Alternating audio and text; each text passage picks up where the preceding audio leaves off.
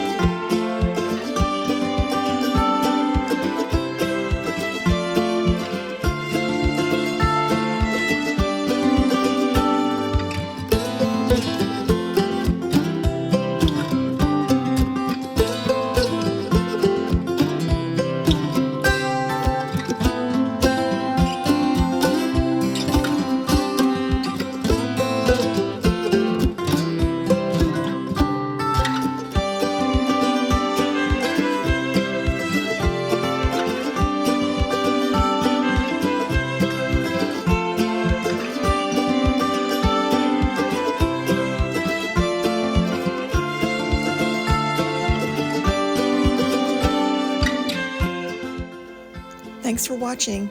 If you like this video, please like and subscribe.